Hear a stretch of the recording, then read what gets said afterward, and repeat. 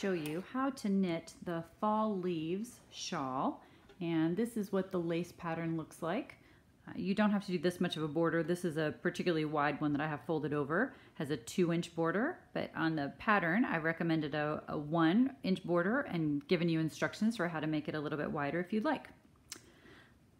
Before we get started, I want to talk a little bit about yarn selection. This yarn has a very light color shift, which works well, or you could use a completely solid color yarn. This is a worsted weight yarn. This is a DK yarn that obviously is not finished or blocked. It's just my little sample for demonstration today. But I also want to show you, I did a little sample swatch in a variegated yarn, and you'll see how you completely lose the lace pattern. When there's this much color variation, which actually doesn't look like a whole lot on the skein, I guess it looks like a little bit, but it's not big patches. It's a more subtle shift than many variegated yarns, and yet still you'll see that you just can't, you lose the lace completely. You can't see where the lace is, as opposed to this one that has so much nice definition.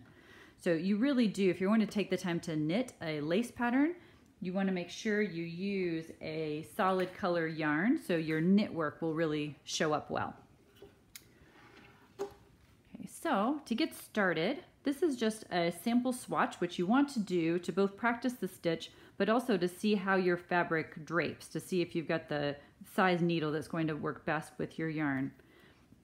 I've done a little sample to get started. I just cast on 27 stitches and then I knit 1 row. And then we're ready. It's a 4-row repeat pattern, 4-row lace repeat. There's going to be both in our practice and on our actual shawl, we're going to have a little section of garter stitch where you just knit every row. So on my sample, I've suggested 3 stitches wide and then 3 repeats of the lace pattern and 3 stitches for the garter stitch again. And you'll see I always put a stitch marker in between the sections, which helps me keep track of where I am in the lace repeat and make sure I don't get off.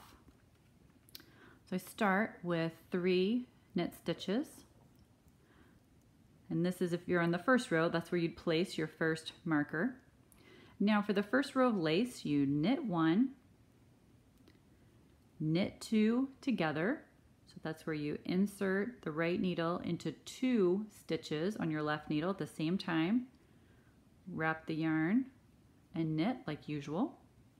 Then you're going to yarn over, and all of the yarn overs are the same. They're counterclockwise, just like you always wrap the yarn.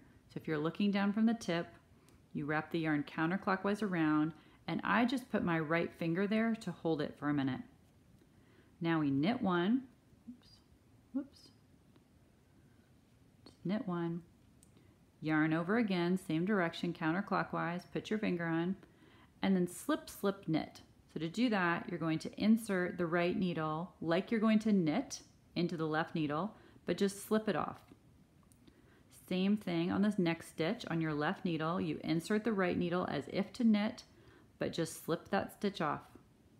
Now you insert your left needle into both those stitches that you just knit. You put the left needle in front of the right needle, and now you're set up to knit those 2 together. So I'm still holding my yarn over, haven't lost that. Wrap and pull through, just like usual. 1 final knit stitch. So that's the first repeat of the lace pattern.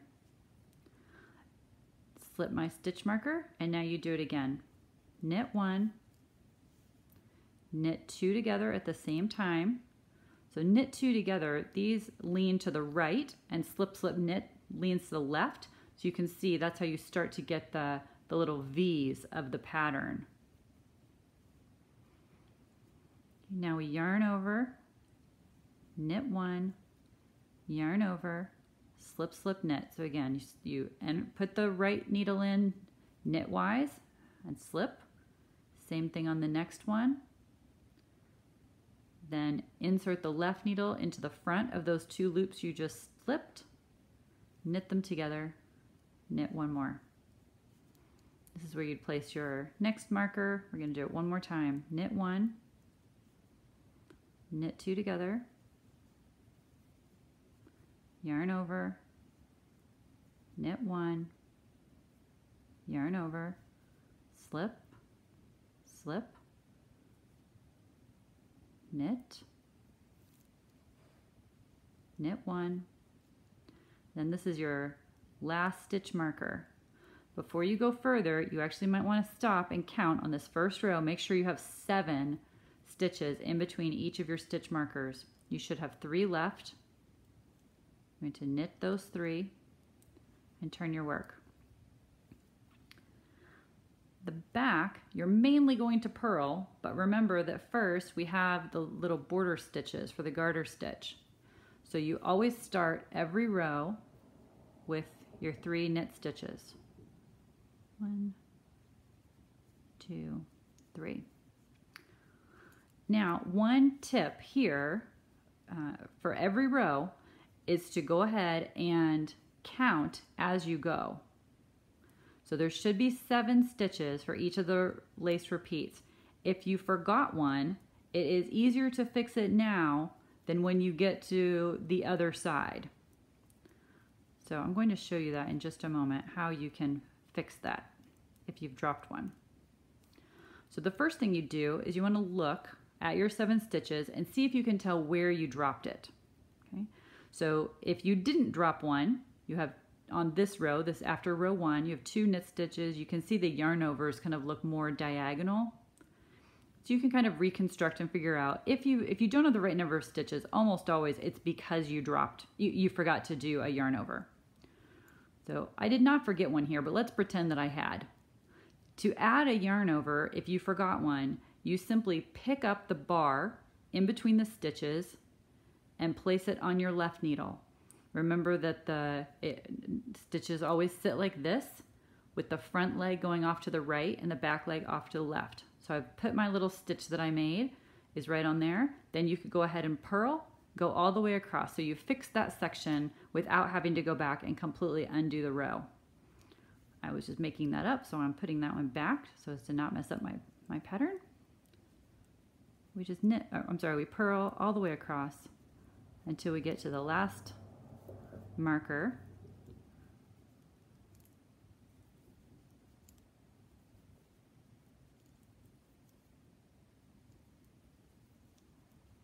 And then the last marker, you're going to just knit those last 3 again so we get the garter stitch border. You might also want to think about using a lifeline and putting that in right before you start every 4-row repeat. And there's a whole video on the Cushion of Joy website about lifelines. Here we are again. We're going to knit the first 3 like always. We're now starting row 3 of the lace repeat pattern. So this time on row 3, it's all the same stitches we already did, but in a different order. So you'll knit 2 together, yarn over, knit the next 3 stitches, yarn over, and then slip, slip, knit. And your double check here is that you should be at the end of the stitch marker, right? So every time you do the 7 stitches, you should be, and you finish your lace pattern, that's one of the ways you'll know if you had a problem before you go on, is that by the end of the section, you should be at the end of the marker. If you weren't, you had an issue either on this row or on a previous row. Again, if you're counting always on the purl side, you can try to avoid some of those previous row issues. So again, on row 3, we knit 2 together, yarn over, knit the next 3, yarn over, slip, slip, knit.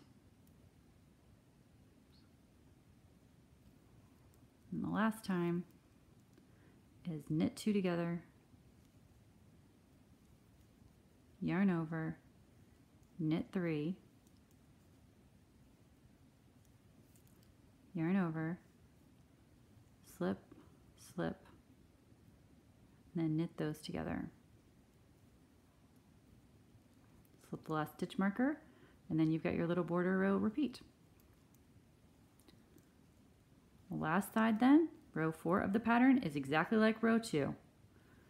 So we knit the first 3 stitches, purl across until you get to the last 3, and then you knit again. After you finish a swatch, and I would make a square, like about a 6-inch square, until you can kind of feel the drape, see if it's laying the way you want.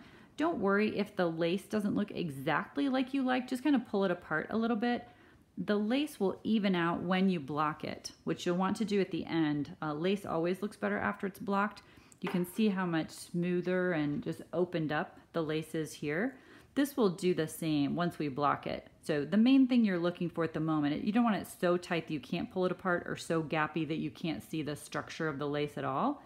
But something like this would be fine. And this is a nice kind of amount of flowiness. I would keep going until I really had a nice size square before I made a final decision. But that needle size probably would work with that size yarn. And then you can just follow the rest of the instructions to customize the size of the scarf if you like your shawl, or just go ahead with the sizes that I've suggested. I hope that helps. Happy knitting!